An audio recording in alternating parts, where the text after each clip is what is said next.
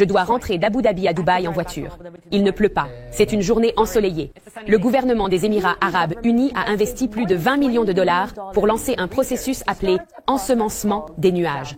Les Émirats arabes unis effectuent environ 1000 heures d'ensemencement de nuages par an, le tout étant contrôlé par ce bâtiment du Centre national de météorologie d'Abu Dhabi, où l'on suit l'ensemble du processus.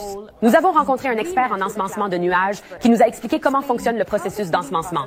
Nous attendons les prévisions et lorsque nous avons de bonnes chances d'avoir un nuage, nous envoyons l'avion à cet endroit. Il passe sous le nuage. Au premier stade du nuage, il y a un bon courant ascendant à ce moment-là. Il commence à libérer tout le sel et avec le bon courant ascendant, bien sûr, il va aller à l'intérieur du nuage. Les gouttelettes vont devenir plus grosses et faire commencer à pleuvoir. Le centre fabrique une substance saline qui contribue à améliorer les précipitations. Il les place dans ce qu'ils appellent des fusées éclairantes.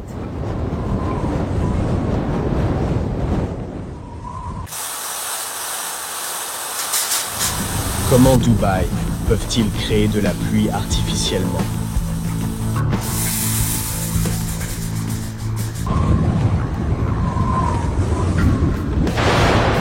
Il fait tellement chaud à Dubaï qu'ils créent eux-mêmes de la pluie.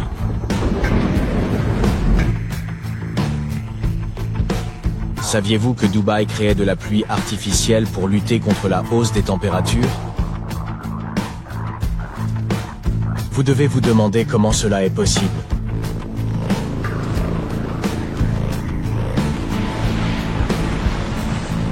Voyons comment cette pluie artificielle inhabituelle est provoquée.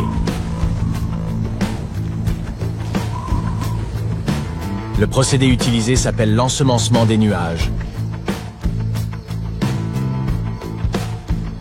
Comme son nom l'indique, il s'agit littéralement d'ensemencer les nuages pour générer de la pluie. Les drones sont utilisés pour manipuler les nuages. Ils frappent ces nuages avec une décharge électrique, ce qui incite les gouttelettes d'eau à se coller les unes aux autres et à former des nuages lourds et volumineux. Une fois que ces nuages sont suffisamment lourds, ils font pleuvoir de l'eau, et c'est ainsi que l'on crée de la pluie artificielle. C'est la méthode d'ensemencement des nuages la plus couramment utilisée, mais ce n'est pas la seule méthode existante. L'envoi de fusées salines dans les nuages est une autre méthode efficace. Ici, des fusées et des avions sont utilisés pour lancer ces fusées de sel, tout en haut dans le ciel, parmi les nuages.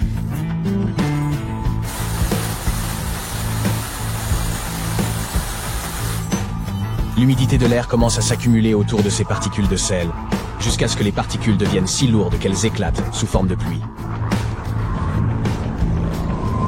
Malgré l'efficacité de la production de pluie artificielle, il y a plusieurs conséquences pour l'environnement. L'un des produits chimiques utilisés pour injecter un choc dans le nuage est l'iodure d'argent.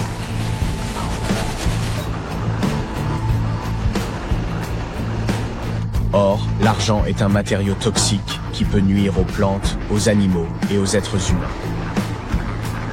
Il n'est pas seulement nocif, il est aussi très coûteux. Une somme de 200 $ américains ne peut générer qu'un pied de pluie. Qu'en pensez-vous, compte tenu des conséquences de l'ensemencement des nuages?